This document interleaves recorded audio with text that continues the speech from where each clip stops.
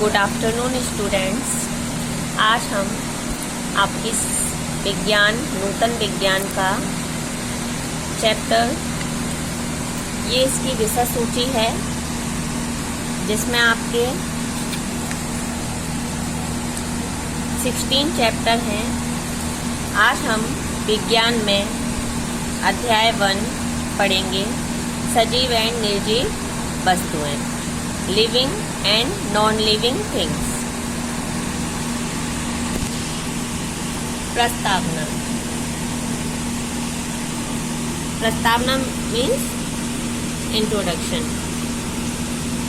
Living and non living things होती क्या हैं, ठीक है, हम ये जानेंगे। हम अपने दैनिक जीवन में बहुत सी वस्तुएं देखते हैं। वस्तुएं मतलब बहुत सारी चीजें, ठीक है। इनमें से कुछ वस्तुएं एक ही स्थान पर स्थिर रहती हैं। स्थिर मतलब वो हिलती डुलती नहीं है, जबकि कुछ इधर उधर गति करती रहती हैं। गति करती रहती हैं मतलब वो घूमती फिरती रहती हैं। कुछ वस्तुएं खा पी सकती हैं तथा कुछ वस्तुओं को भोजन की आवश्यकता नहीं होती है। कुछ वस्तुएं अपने जैसे छोटे बच्चों को जन्म देती हैं तथा कुछ छोटे बच्चों को जन्म नहीं देती हैं। उपर्युक्त तथ्यों के आधार पर हम वस्तुओं को 2 भागों में बांट सकते हैं, निर्जीव वस्तुएं, नॉन लिविंग थिंग्स। निर्जीव वस्तुएं क्या होती हैं? वे वस्तुएं जिनमें जीवन नहीं होता है निर्जीव वस्तुएं कहलाती हैं, जैसे मेज, मोटरसाइकिल, कार तथा पुस्तक आदि।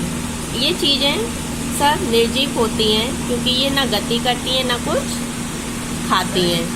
सजीव वस्तुएं, लिविंग थिंग्स, ठीक है, वे वस्तुएं जिनमें जीवन का संचार होता है सजीव वस्तुएं कहलाती हैं। मतलब जो सजीव होती हैं, जिनमें जीवन होता है, जो जीवित होती हैं, वे वस्तुएं सजीव वस्तुएं कहलाती हैं। किसी वस्तु में जीवन की गति, वृद्धि, भोजन, श्वसन, उत्सर्जन तथा आदि लक्षणों द्वारा पहचाना जा सकता है। मनुष्य, पशु, पक्षी, पेड़ पौधे आदि सजीव हैं।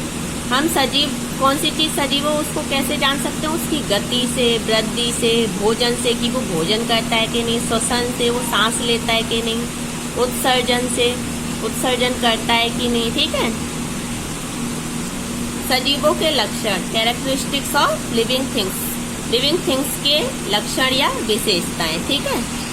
सजीवों के कुछ निश्चित लक्षण होते हैं जिनके आधार पर हम निर्जीवों से अलग, उन्हें निर्जीवों से अलग किया जा सकता है।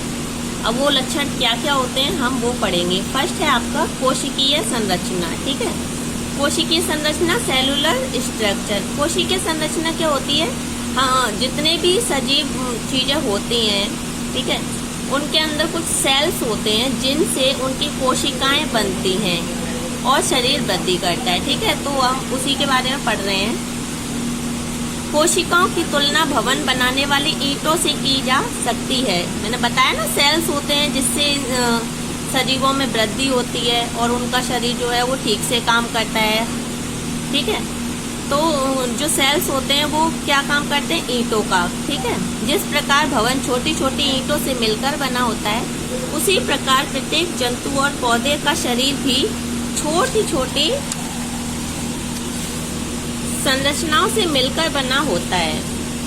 इन संरचनाओं को कोशिका मतलब सेल कहते हैं। कुछ जंतु तथा पौधे एक ही कोशिका के बने होते हैं। मतलब कुछ जंतु वगैरह, कुछ पौधे ऐसे होते हैं जिनमें सिर्फ एक ही कोशिका होती है, मतलब एक ही प्रकार के सेल होते हैं उनमें, ठीक है।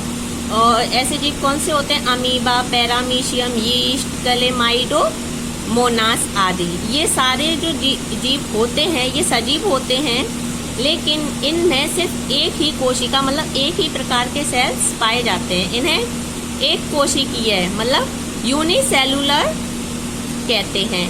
अधिकतर जंतु तथा पौधों का शरीर लाखों करोड़ों कोशिकाओं से मिलकर बना होता है। ऐसे जीवों को हम बहुकोशिकीय कहते हैं। बहुकोशिकीय मतलब जिनमें सेल्स के प्रकार, जिनमें कई प्रकार के सेल्स होते हैं, ठीक है। इन्हें भी जाने। मनुष्य का शरीर बहुकोशीय होता है क्योंकि मनुष्य के शरीर में बहुत प्रकार के सेल्स होते हैं, ठीक है।